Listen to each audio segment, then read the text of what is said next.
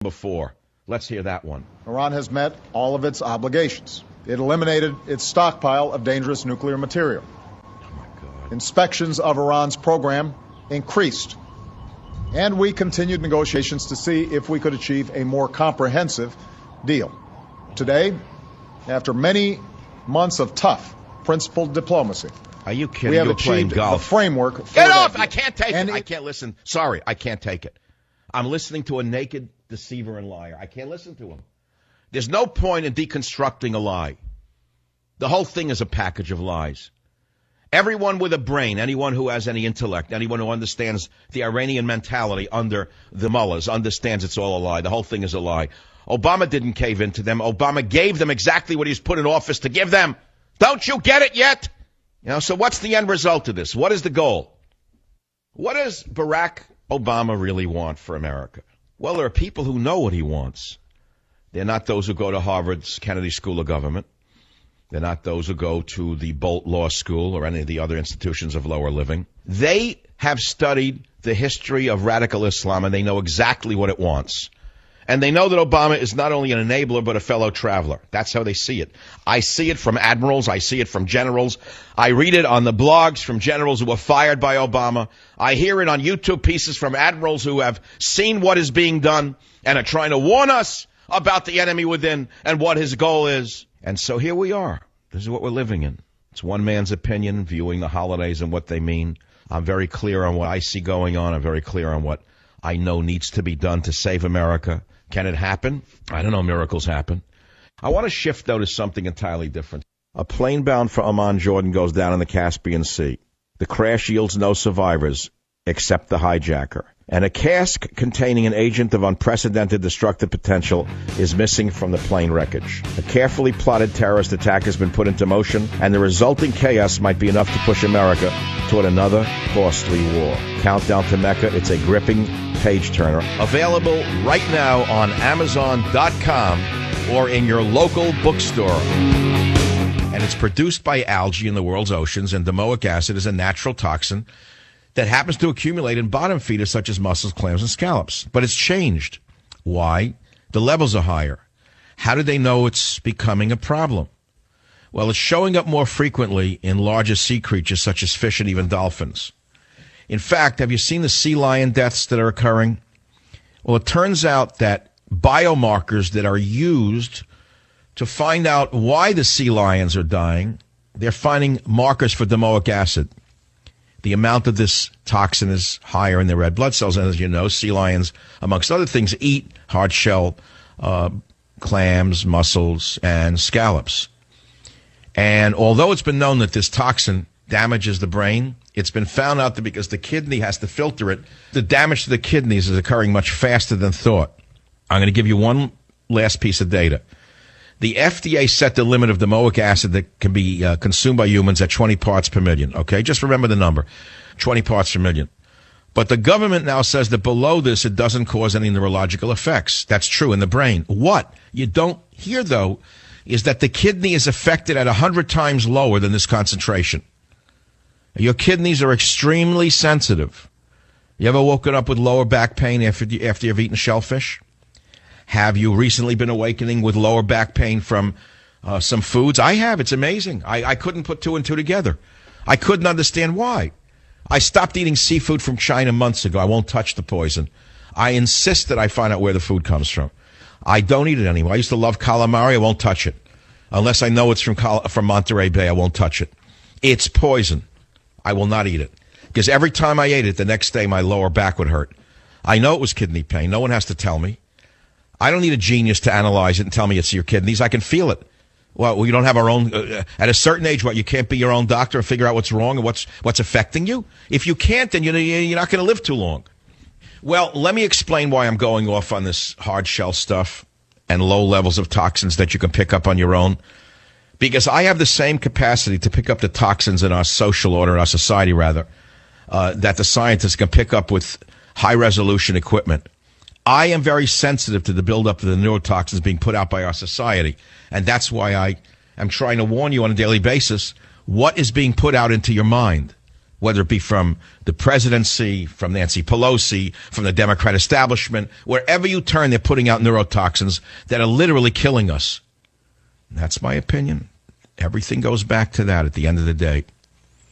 So I'm warning you, if you have chronic kidney disease, you have very young children, or you're elderly, you may be more sensitive to domoic acid than healthy people. So be cautious in regard to seafood consumption. Even if you love this stuff, be cautious and don't say I didn't warn you. I know many people are going to get angry at me because they're in the seafood business.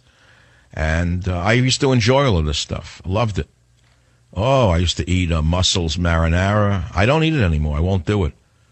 Mulberry Street, the Zupa, slurping it down, ruining shirt after shirt, from head to toe, covered in the sauce. I can't do it anymore.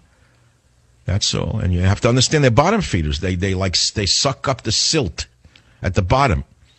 It's not 500 years ago in the Bay of Naples Bay, where there were no toxins in the bay. Okay, maybe they were healthful then when the bays were clean, but it's a long way from Naples Bay. Try to get him out of a clean estuary here in America. See if you can find one. So I've told you enough about toxins that are killing Americans in the mind and the body. There are other stories.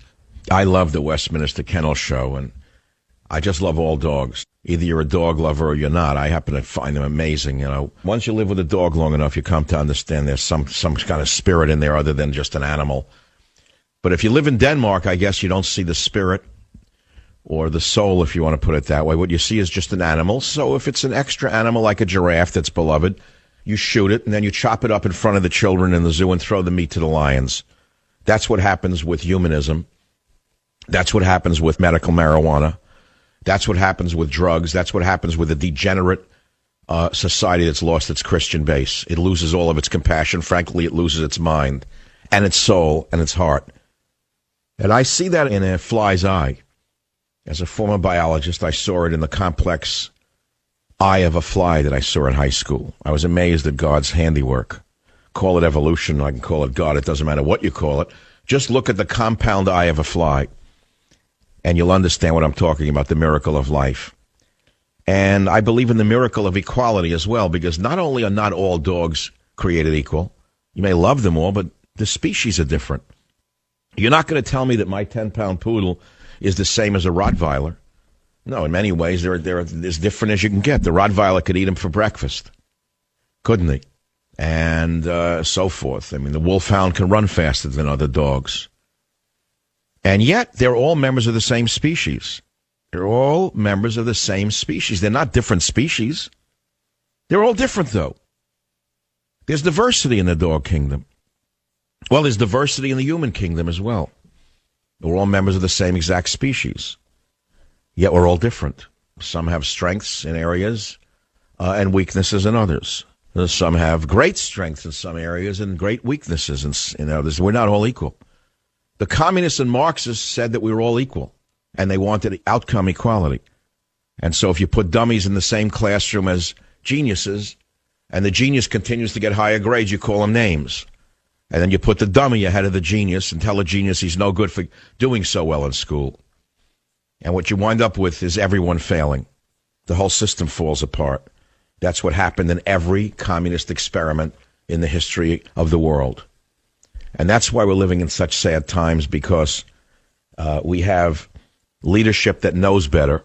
Leadership, whether it be de Blasio in New York talking about inequality. It's unbelievable. Listen to him in clip 2. It's right out of Animal Farm. Clip 2 on the Savage Nation. With an inequality gap that fundamentally threatens our future. It must not, and it will not be ignored by your city government. Okay, Animal Farm, Marxism. Then, of course, there's the usual suspects like Hi Jackson coming out again, demanding again a shakedown on affirmative action and compliance. It's all the same. It's the death of a society. There's a limit to how much you can take of this filth and these lies. There's a limit to it. And if I'm standing up for it and putting my career on the line, then you do it. What do you think? This is without risk? You don't think these race-hating SOBs haven't tried to throw me off the air?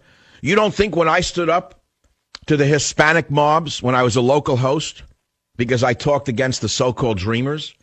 What do you mean you're a dreamer? I'm a dreamer, too. I'm an immigrant son. What do you mean? You have a right because you broke into my country to some of you?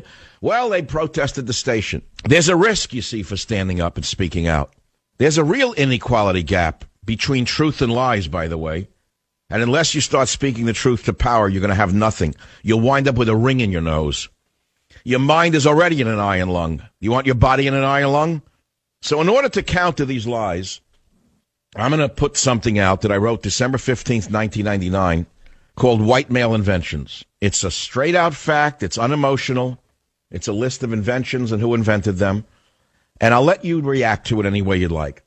It's going to be uncomfortable for some of you, but you have to face the fact that trains, planes, cars, rockets, telescopes, tires, telephones, radios, television, electricity, atomic energy, computers, and fax machines are all miracles made possible by the minds and spirits of men with names like Ampere, Bell, Caselli, Edison, Ohm, Faraday, Einstein, Cohen, Teller, Shockley, Hertz, Marconi, Morse, Popov, Ford, Volta, Michelin, Dunlop, Watt, Diesel, Galileo, and other dead white males.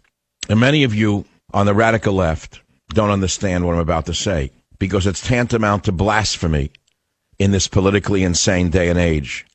But truth is truth, my friends. How long are we going to ignore this? How are we going to ignore this? How much longer can we ignore it? How much longer can we listen to these gangsters who keep screaming about inequality, which is just a code word for taking from those who earn and giving to those who don't work or don't want to work? Well, that's the American way, isn't it? Isn't that always been the American way? It's been that way since the communists took over the country and twisted everything and made you feel guilty for being a hard worker and intelligent. Now, I believe water seeks its own level, by the way.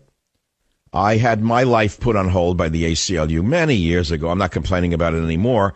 It was the worst mistake they ever made by shafting me. Otherwise, I would have been just another lame-brained professor at one of America's universities. I would have been long retired and no one would hear of me.